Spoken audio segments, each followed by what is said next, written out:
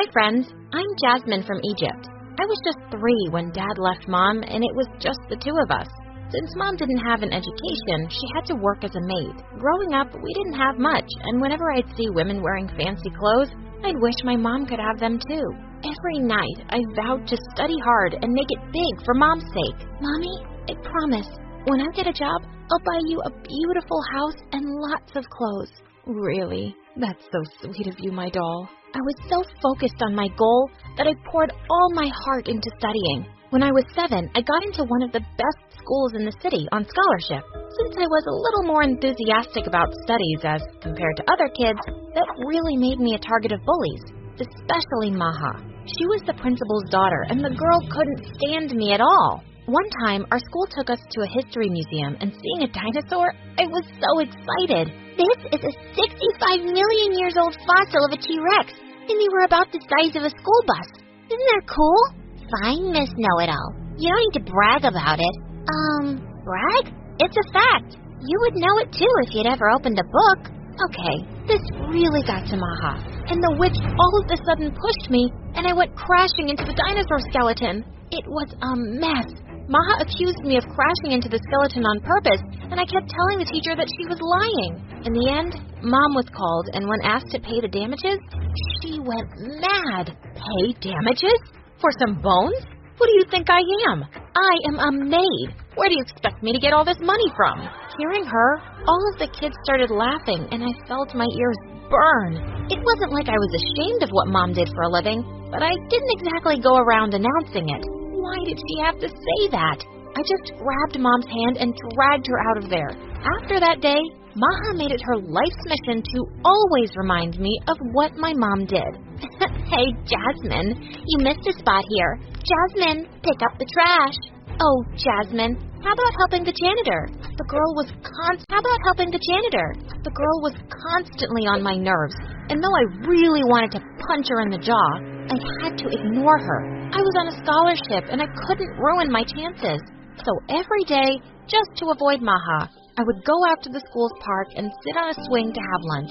It sort of became a ritual, and I loved the alone time. One time, when I was in 8th grade, I went to the park and saw a girl my age on my favorite swing. It was Azra. She was a new student, and we were both in the same class. Everything was fine until she stood on the swing. You idiot! You stood on it with shoes. One shoe has like 421,000 units of bacteria. So many. Come on, Jasmine. I know you're making it up, aren't you? Making it up? I read it in a science magazine, duh. Oh, yeah, got it. So, about the swing, I don't see any germs. Well, come on, let's swing together. By the way, I came to ask you if we could study together. Why would I do that? As you said, I am already good at it, and you are not. It makes no sense to waste my time. Wow, you are mean, but you do have a point. It's good I don't give up easily. Saying that, Asra walked away, and I wondered what she meant. Well, I found out what she meant the next day. The girl was always around me, in the class, in the cafeteria, in the school's park, and even the bathroom. I was so annoyed at her that I just wanted to get away from her. But right at the exit, I bumped into someone. It was Maha. I am so... Look where you're going. Ew. I can't believe you touched me. Your uniform? It's so dirty. Your mom can clean others' clothes and not yours? How dare she? And then the words just blurted out of my mouth. Maha, if you're going to act like a turd, go lay in the yard. What? What did you just say? Now even Maha's minions started laughing. And boy, she looked furious. Just then Azra spoke. Better get your ears checked, Maha. You're losing your touch. Oh, really? Says the dumbest girl in class. Call me dumb one more time, and I'll introduce my foot to your butt. Got that? Maha glared at Azra, and just when I thought they'd get into a fight, a teacher entered the bathroom and everyone pretended like nothing happened. But the entire incident left me stunned because no one had ever stood up for me before. Like, ever. And Azra was the first person to do so. Later that day, when I was going home, Azra ran to me. So, fine, I'll help you. Be in the library daily at lunchtime. Yes, I knew it. I know, I have this charisma. I kind of grow on people. Gosh, I really need to get my act together. Mom says she'll get me married off if I don't do well in my studies. Can you imagine? While Azra kept talking and talking, I walked away. As I started studying with Azra, I learned that she wasn't exactly the brightest crayon in the box. Like one time, we had to do a history presentation, and Azra told me to leave it to her. We ended up explaining about the Berlin Wall, except that the wall was in China and built to keep the Mongols out. When I asked why she made such a huge mistake, she was so chill about it. So what? Both were walls and really famous ones. Oh God, what had I gotten myself into? There was this one time when we were having swimming lessons, and Azra thought it would be really fun to throw some yellow food coloring in the water and scream that someone had peed in it. Well, we both ended up in detention, and we were caught yellow-handed, because the food coloring was all over our hands. Though it annoyed me how much trouble Azra was, I had to accept the girl was fun. Soon we became best buddies. We were total opposites, but like a puzzle, we were a perfect fit. I helped Azra with her studies, and she helped me by actually showing me how to have fun. I did my first cliff dive with Azra. She gave me my first makeover, which was really bad, and I looked like a clown. Azra was not just fun, but so compassionate. Every day while going home, she had this habit of feeding stray cats for lunch. This was something common in both of us. We both loved animals. You know, Jasmine, when I grow up, I'll open a pet salon. It's gonna be so fun. Pet salon? It's not even a thing. I'll make it a thing. And you know what? I'm gonna name it Azra and Jasmine's Pet Salon. The girl lived in her own little world, and I loved her. One time, we were in the queue getting lunch, and Maha came in the front and shoved us to the back. I'll teach her a lesson. Let it go, Azra. She's a brat. Yeah, brats need to be taught a lesson. Saying that, Azra threw her juice box, and it hit Maha on the head. And when she turned, Azra gave her the most innocent smile ever. I am so sorry, Maha. It was a total mistake. What? A mistake? My hair extensions. Do you even know how much these cost? No, I don't, because I have my own hair. I could see Maha boiling with anger, and before things could get ugly, I wanted to be out of there, so I grabbed Azra. Come on, Azra, let's go. But right when we were at the door, Maha threw a handful of mashed potatoes at Azra, which hit the girl behind her. And then an epic food fight broke loose. It was chaos. I felt like I was in the jungle and all the wild animals were fighting around me. Things got pretty crazy. All three of us were taken to the principal's office, and just as I expected, Maha got off the hook and she started crying in front of her mom. And in the end, only I was punished. My punishment was to clean the school's toilet for a month. What? That is so unfair. You didn't even do anything. Come on, let's confront that woman. Just leave it, Azra. It's easy for rich kids. They get off the hook everywhere. And people like me are just left behind to suffer. Just stay away from me. Although Azra apologized like a million times, I didn't want to talk. Stay away from me. Although Azra apologized like a million times, I didn't want to talk to her. It wasn't her fault, but I felt like she was another privileged princess who got out of trouble. Every day I had to clean the bathroom, and Maha was really having fun seeing me miserable. One day when I entered the bathroom, I was shocked to see my name all over it. Try cleaning this. Wrote it especially with a Sharpie for you.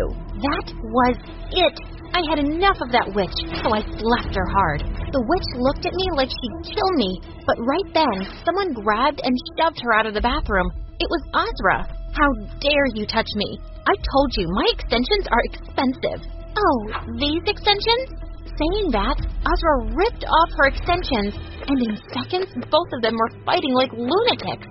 Once again, all three of us were taken to the principal. Just when Maha acted all teary, telling how I had picked on her, I just blew up. Oh, shut up, Maha. Everyone knows it was you who wrote with that Sharpie in the bathroom. You are a witch. You just get away with it because your mom is the principal. Both mom and daughter looked shocked seeing my outburst. The principal then went on to tell me how I'd pay for being a brat. But a few moments later, a man walked in, and Azra went running to the man. What happened next left me shocked. Turned out, Azra's dad was the school district superintendent, Azra had told him about the principal's impartial behavior towards me. Well, Maha was expelled, and her mom was reported to the school board and later terminated from the job. They both totally deserved it. After Maha was gone, there was peace. After graduation, I started working as a software engineer at a very big company, and I was doing well.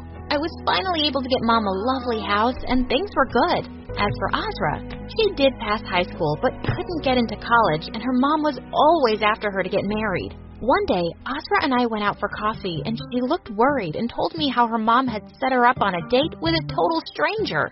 I haven't even seen the guy. She wants me to marry him because he's some big-shot businessman. I can't even stand up the guy because I did that 2 times already. I was wondering, can you perhaps do me a teeny-weeny little favor? No, I'm not marrying him for you. No, dummy. Just go on the date and act weird. Just blow him off. I would have done it myself, but I have a very important meeting tomorrow. I wanted to say no, but she looked at me with those puppy dog eyes. And how could I say no to that? So the next day, I was in a fancy restaurant waiting, and when the guy didn't show up, I was furious. I was about to leave, but I heard a deep voice. You must be Azra. I am really sorry for being late. The moment I saw him, my jaw fell because the guy happened to be none other than Zaid, the owner of the company I worked for. Phew, he didn't recognize me because he had thousands of employees. I gotta leave because I just remembered something. Azra, our moms will set up another date if we don't sit through this one. Just pretend you're here with a friend. Easier said than done. Unexpectedly, I had a good time. I felt like I could talk freely to Zaid. Of course, as Azra. We both exchanged numbers, and Zaid and I texted each other every day. It was magical. I felt like I was falling in love with him. When Azra asked me what was happening, I told her the truth, and she told me to come clean. And the day I was going to, something awful happened. I had a presentation at work, and when I went in, I was totally shocked to see Zaid there. He looked equally stunned. After I finished the presentation, I just wanted to run out of the building, but he caught me in the elevator. Jasmine? Your name is Jasmine? Why did you lie to me? I can't believe it. I fell in... I can explain. It's complicated. I was going to tell you tonight, but... But your lie was caught. Saying that, he left, and I felt awful. I left my job the day after, and when Azra came to visit me, I just lost it. It all happened because of you. My life was fine until you told me to go on that stupid date. Why do I always get into trouble because of things you start? I just lost it. It all happened because of you. My life was fine until you told me to go on that stupid date. Why do I always get into trouble because of things you start? I started. This was all you. Stop blaming me. After that, Azra and I didn't talk. I stopped all communication with her, changed my number, and even deleted my social media accounts. Soon I got another job, and I poured my heart into it. I remembered the promise I made to myself all those years ago. I couldn't let one setback slow me down. In a couple of years, I performed so well and eventually became a big manager in the company I worked in. Mom was so proud of me, but I often wondered what it would be like to share my happiness with Azra. I missed her so much. One day, I was checking my emails, and I was surprised to see an invitation from Azra. She was having a launch for her business and wanted me to join. Though I was unsure, Mom forced me to go. When I reached the place, I was totally blown away. Azra had finally opened her very own pet salon. It was Azra and Jasmine's pet salon. So, what do you think, bestie? How did I do? Azra? How? When did this happen? It's amazing. Then she told me how she had a business meeting for the salon the day I went out with Zaid in her place. I just had tears in my eyes. She did it. Jasmine, I missed you. Making all this happen wasn't that fun without you. I miss you too. You're my best friend in the whole wide world. I don't ever want to fight with you. You're my soulmate. We fight. That's who we are. And speaking of soulmate, there's someone here to see you. When I looked, I was shocked to see Zaid. He looked a bit nervous, and then I was the one to speak first. And then he ran to me and hugged me so tight and whispered in my ear that he loved me, and I couldn't hold my tears. And I whispered back, I love you too. And that's the day I learned that if you work hard and never stop pursuing your goals, the universe will give you what you want. Hey, My name is Jolene, and this story is about my evil stepsister, Vanessa. When I was 9 years old, my mom remarried. Her new husband was okay, but his daughter was a 12-year-old witch that tried to make my life hell. One time she came into my room and asked if I wanted to see a magic trick. I said yes, but she told me I had to tie my foot to the bed first so I wouldn't run away. Of course, I was scared, but she told me not to be a baby, so I agreed. Once I was tied up, she brought the vacuum cleaner into my room and said, "Welcome to my magic show. Today, I will make a hamster disappear." I immediately realized what she had planned and screamed, "No, no!" And I desperately tried to break my foot free, but it was hopeless. Next, Vanessa turned the vacuum cleaner on, walked over to my hamster's cage, and plop! She had sucked him up into the vacuum cleaner. I was screaming like crazy. My poor Mr. Blinky. Finally, I managed to untie my foot and I ran to the vacuum cleaner to rescue my hamster. But I couldn't find him. Then Vanessa said, "Ha! I just pranked you. Your stupid hamster is still alive." She pulled him out of her sweatshirt safe and well.